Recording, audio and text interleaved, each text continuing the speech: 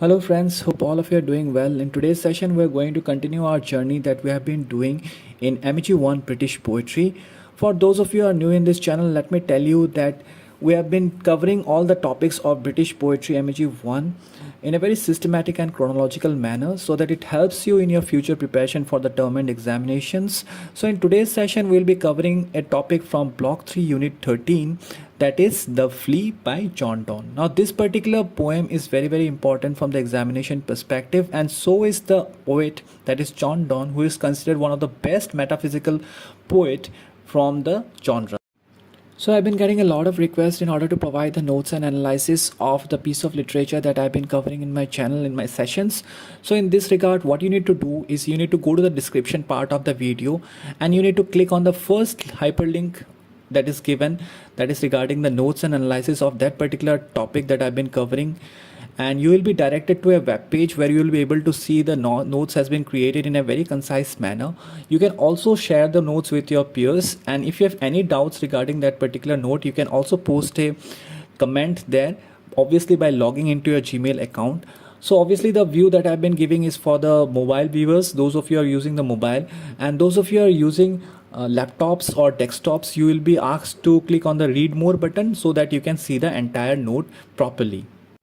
So as the tradition of our session goes, let us look at some of the key points regarding this particular poem, The Flea by John Donne, who is also considered as one of the most famous and popular metaphysical poets of all times.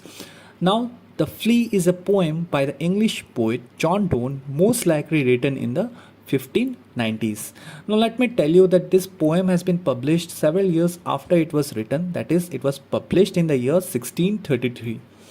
Now in The Flea, the speaker tries to seduce his mistress with a surprising and potentially gross extended metaphor. Now this is what we will discuss in the poem, of course. Both he and she, that means here what is happening, that both the author and his beloved has been bitten by the same flea, meaning that separate blood now mingles in the flea's body. Now the entire context of this particular poem circulates around this particular flea, which has been titled by the eminent poet, that is John Donne. So let us understand line by line the meaning of the poem The Flea by John Donne.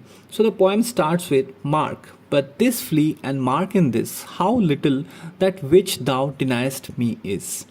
Now here what the poet John Donne is trying to do is he is trying to draw the attention of his beloved, the mistress, into the fact by saying that look at this flea and you will see how small the thing you deny me really is.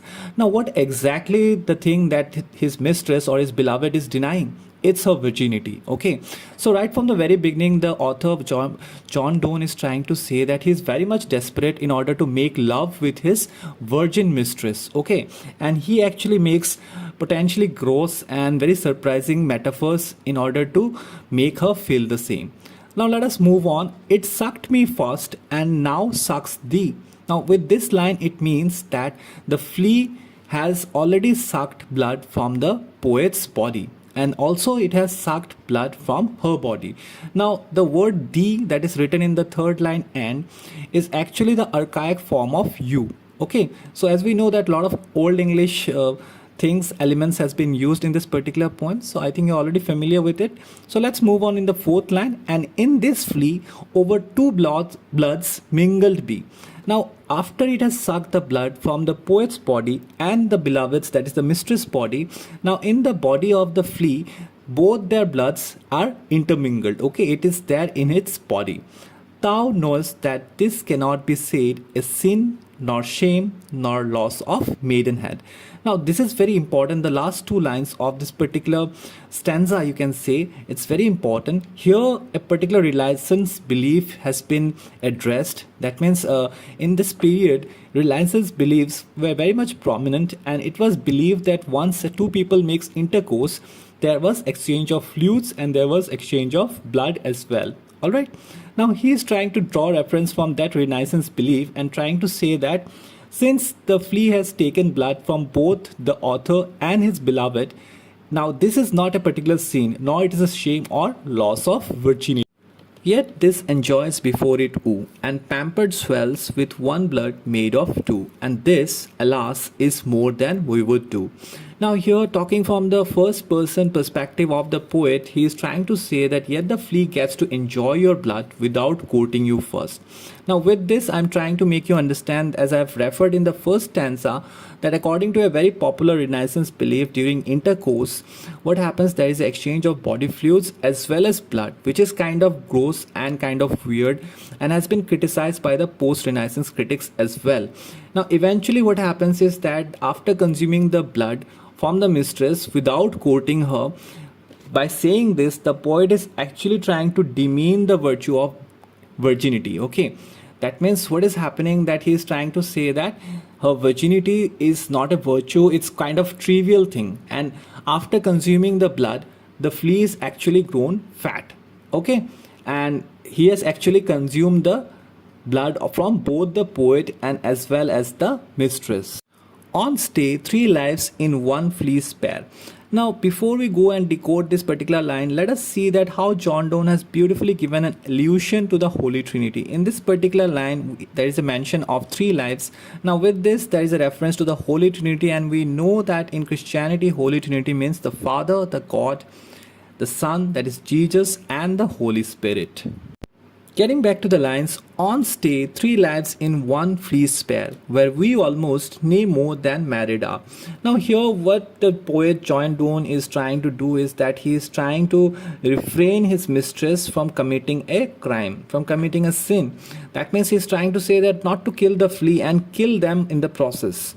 He firmly believes that since the flea has consumed the blood of both the poet and the mistress, the flea has a portion of both of them in itself.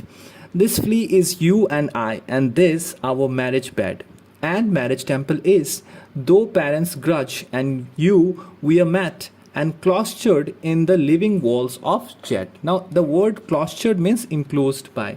Now in the flea's body we are almost no more than married.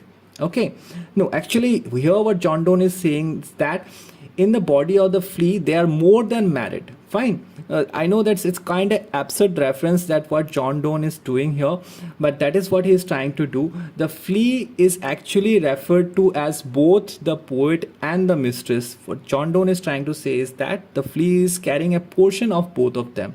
Now it is also being said by John Donne that the marriage bed and the wedding chapel is inside the body of the flea, and even though their parents would disagree and disapprove, they are safe within the dark living walls. Okay, now this is again reference to a wedding actually in the chapel or in a church.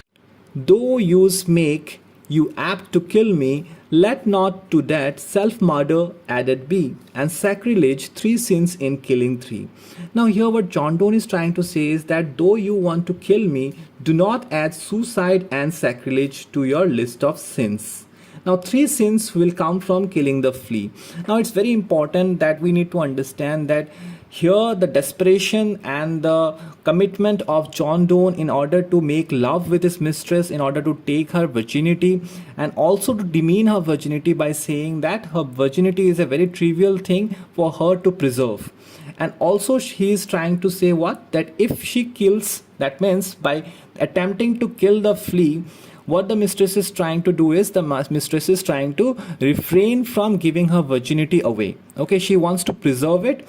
And here what John Donne is trying to say is that if she kills the flea, she will be committing a murder. Okay, she will be committing a sacrilege. Now sacrilege means violation or misuse of what is regarded as sacred. Now according to John Donne, the flea actually is very sacred because it is containing the blood of both the poet and the mistress, and it has 3 souls in it, 3 lives. Okay, it's quite funny actually. That's why in a lot of critics also consider a lot of the elements used in this particular poem as humorous. Cruel and sudden, hast thou since purpled thy nail in blood of innocence. Now here John Donne is actually asking his beloved, his mistress, that has she grown to be a cruel and unpredictable woman? Has she stained her nails purple with the flea's innocent blood? Okay, wherein could this flea guilty be, except in that drop which it sucked from thee? Now the John Donne, the poet here, is what he is trying to do is that he is trying to count the mistake of the flea. That he is saying that the flea is only guilty of taking a single drop of blood from the mistress' body. For that he does not deserve to die. Yet thou triumphest and sayest that thou findest not thyself nor me the weaker now. Now with this it says that yet you exult in your victory over the flea and say that neither you nor I are weaker for killing it. That's true enough, and you should learn from that how false your fears are. Now we'll talk about the fear in the later part of the poem, that is the end. In this last three lines of this particular stanza, it is believed and it is made clear that the mistress here does not want to submit. Okay, she does not wants to commit to the love interest or the erotic advances of the poet that he has been making, and the references that he has been making by demeaning the virtue of virginity in her. Okay, and she is attempting to kill the flea. In that process, the poet is actually criticizing her and saying that even though she kills the flea and she becomes triumph in that process, she would gain not. 'Tis true, then learn how false fears be. Just so much honor when thou yieldest to me will waste as these fleas that took life from thee. Now here what the poet is trying to say is that he is trying to say that her fears are false, and he is trying to say that she will lose as much honor when she will submit her virginity to him as the fleas that will take from her. Now this is a very funny and a very indignified way of treating the person you care about or your person you love. Basically what he is trying to say is that he is trying to bring a noticeable similarity between the death of the flea and the submission of the woman that he cares about, or the person with whom he wants to make love and he wants to take her virginity away. He is trying to say that there is as much honor. The honor is pretty much same in killing the flea and submitting the poet her virginity. So this is the video, guys. I hope you had an insight regarding this very important poem, The Flea by John Donne, because this particular poem is very important from examination perspective as well. And as I mentioned in the beginning of the video, do go to the description part and check out the first link that is given for the notes and analysis, and do visit the web page where you can see and you can do the analysis of the notes that I have provided by yourself, and you can take valuable inputs from it for your note making process, or you can copy the entire thing as per your need, and that will actually accelerate you in your preparation for the upcoming term and examination. So till we meet next time, God bless you and thank you all.